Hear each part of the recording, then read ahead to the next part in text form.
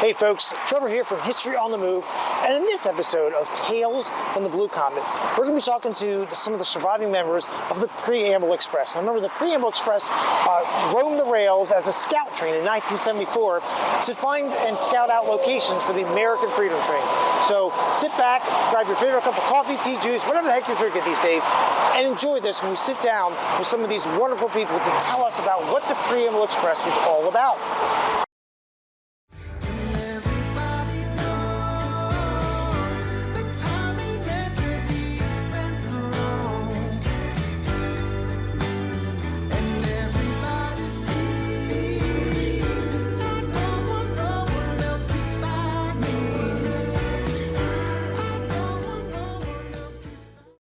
All right, folks, so I promised you a video to talk with all of the Preamble people that we could get here, and I have to say this is one that really means a lot to me. We have Keith Muldowney, Louis Arcuri, Janis Burenga, Valerie and Louis Arcuri.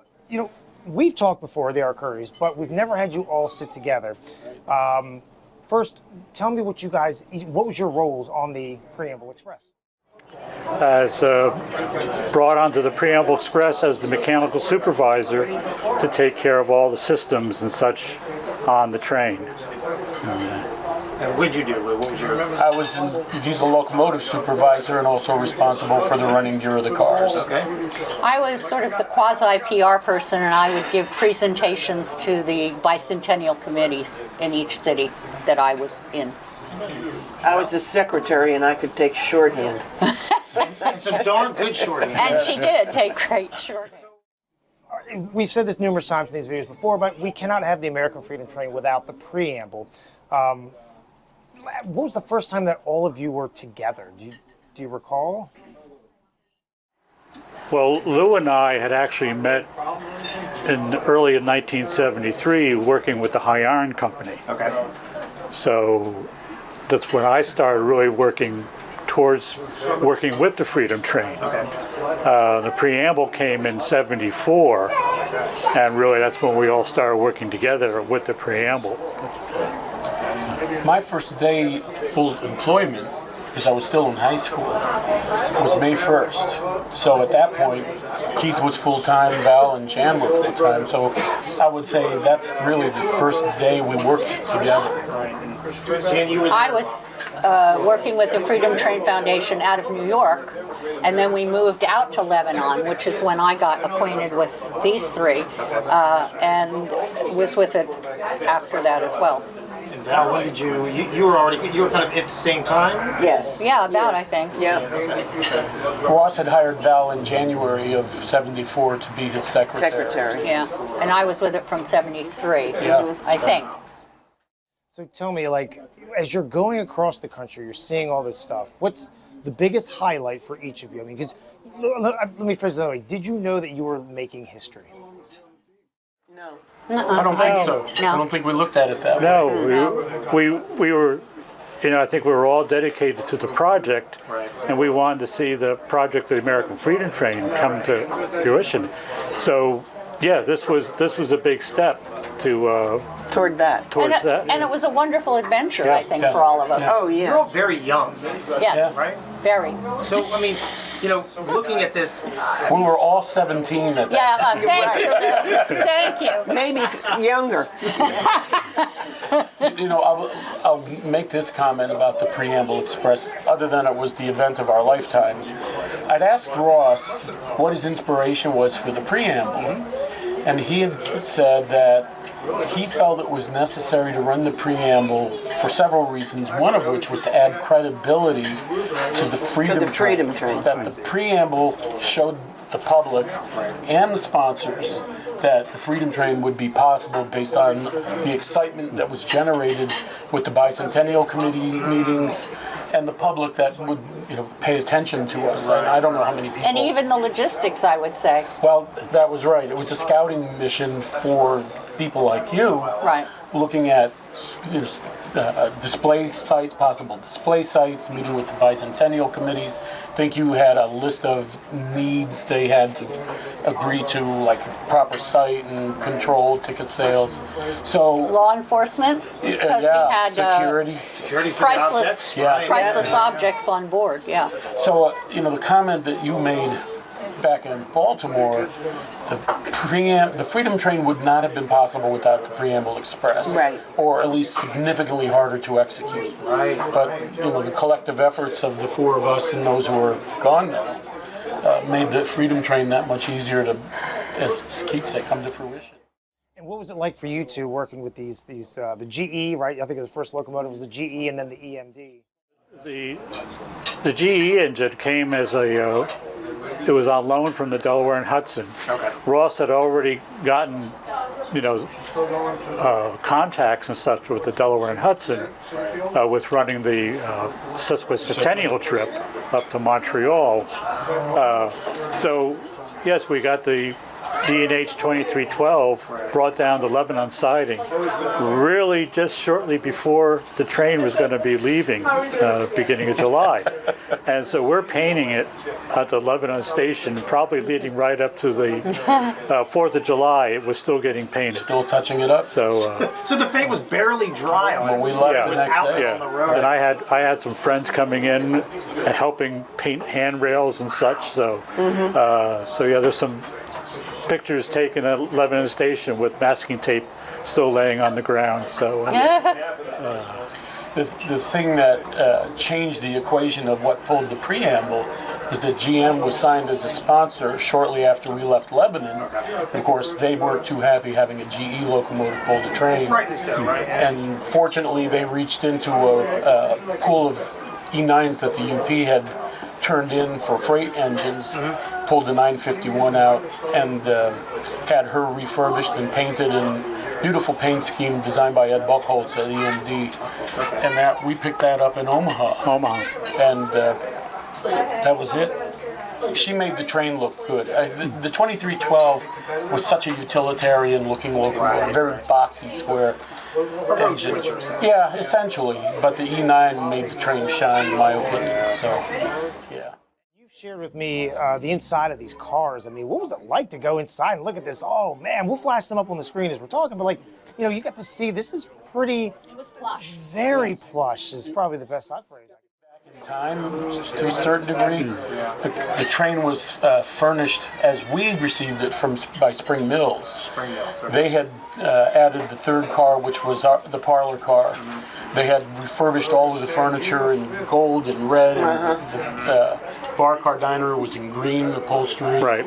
and the swivel chairs really made it look nice. The people that actually put that train together were Johnson & Johnson as the Permacell Express, and it was only 3 cars. And I looked at the pictures of it. I never saw it in person, but I would characterize the furnishings as early whorehouse. Red with a lot of gold filigree. Oh yes. Was, after all, the Permacell was to train salespeople. That's right. And they were men. So early whorehouse probably worked for them. Yeah. Period. Correct. So, and you had a desk, Val, right next to the door. Is that right? The observation car. Yeah. So when you walked in, you were sitting right there, and She was. I assume you met some pretty interesting people.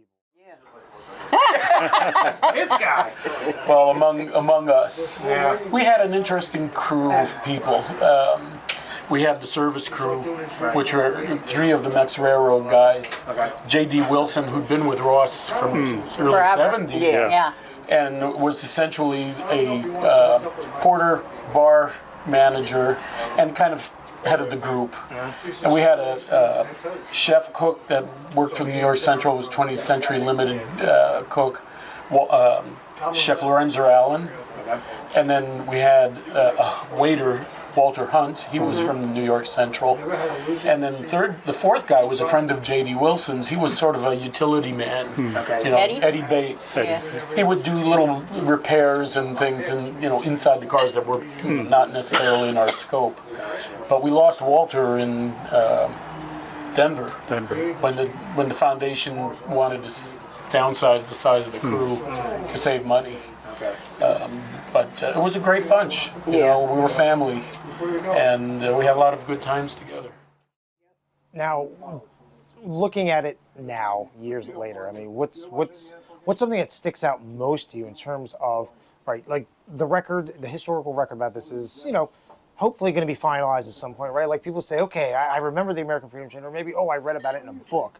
But nobody really knows too much about the preamble. So what's one thing that you want people watching this to take away?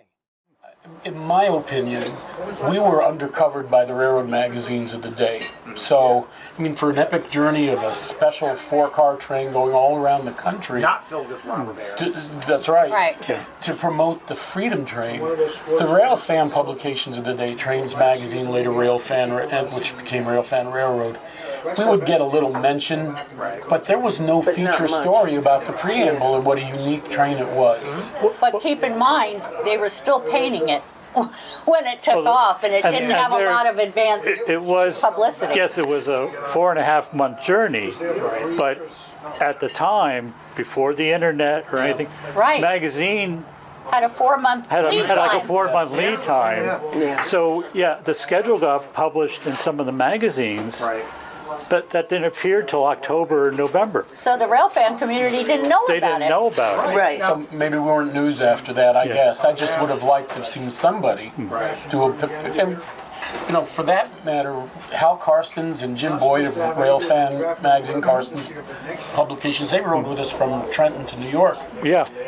You know, would have thought we'd have gotten some kind of mention in Rail Fan Magazine, which was launched around that time. But again, Yeah, it Rail might Fan- not be published. Railroad Model Craftsman. We did have a large article in Railroad Model Craftsman, but again, it was towards September, October. After, Right. Yeah. So Yeah, lead times are everything for back publication. then. Now Yeah. it's instantaneous. So Jan, I have to ask you, what in the age that we live in now, right? We have iPads and this and everything, and things are now. What did marketing look like to you back during that time frame versus now? Like. Well, no social media, of course, but beyond that, keep in mind that the Freedom Train had no advertising budget. Its entire promotional budget was for, we had to do it through public service announcements and publicity. So advanced people had to really hustle to generate that kind of coverage. I think we had a small print budget so that we could put hours and times that the train would be opened for the viewing public, but it was only almost wholly supported by public service announcements and publicity. Right. That's quite an undertaking when you think that we had to sell 16,500 tickets per day. I mean, that's a Herculean effort. But there's another side of the coin. When you have so much fragmented media like we have today, it would have never worked. But it was very concentrated. You had the 3 major networks and their affiliates locally. You had a lot more daily newspapers and radio stations, and so you had less media to deal with. And, you know, we kept ourselves neutral, like, you know, by not aligning ourselves with one television, television station over another. So we were able to get publicity everywhere. In fact, I have in San Jose, Marjorie Singer came in as my publicist, and I said, I want you to go to the local paper, the Mercury News, huge paper, and I said, I want you to ask them to do a feature on all the 10 cars, 1 car a day. Oh, that's neat. Okay. I would have never done that because they would have said, go pound sand, you know? But she didn't know that they would say that. So she went and she got it. And it's the beauty of knowing what you can't do. Or not knowing what you can't do. Exactly. Making it And happen. she got it, and she made it happen, and that was huge. Is it fair to say that the local bicentennial committees shouldered most of the promotional? No. They weren't the ones doing the promotion. No, we went in to help. They helped us direct. We directed it because we had the voice. We knew the information about the train. They didn't. Many were more helpful than others, and like I said, from an advanced standpoint, it was wonderful when it was a newspaper or a TV station that was hosting us, because we didn't have to work as hard to get the message out. Yeah. So But they were helpful, don't get me wrong. Yeah. It was a group effort, but mostly on. We directed it. I mean, we were only one person, and then two people a couple of weeks before the train got there. The publicist would come in to help us advance people. So the Bicentennial Committee, some of them were vastly ineffective. Others were wonderful, and they would go out and be an extension of what we were doing. And of course, they knew the people locally, so that helped a lot too. To spur Right. attention and bring people to the Right. site. And they were generally wonderful people, because they were volunteers. They weren't being paid. Right. They were wonderful people. If you had to pick one memory each from the preamble, pick one that just really sticks out to you. It was just it was an epic journey, and to be able to have a train that you could wander freely in, Right. and And get paid for it. be on the observation platform. A lot of my time, because I had to tend to the generator, power the air conditioning and everything on the train, I was up in the baggage compartment most of the time. I always had both baggage doors open. For ventilation. And I could sit on the end of the generator. Yeah. And I have two large doors open, both sides, taking in the countryside as we went by. Oh my God, I can So- only picture that. That's so- utterly just amazing And, to have but- that experience. Yeah. I have a couple of comments, of course. The saddest day was the day we left the train in Baltimore after we got back from Providence, because the journey was over. Right. And for me, it really sunk in terms of what an experience we had on the road for the time we were traveling, and the things that we got to do. And As a see. small group, we would get to a city, and the bicentennial committees would arrange events for us to attend, especially if we were there for a long weekend. But Yeah. we went to a rodeo. We had passes to the Expo 74 in Spokane. Never met Peter Spurney. Wasn't that ironic? Talk about irony. Peter Spurney, who was president of Freedom Train, was running that exhibition. We parked by the Golden Gate Bridge. We'd get up, walk out, and there's the Golden Gate We Bridge. didn't even know where we were because the fog.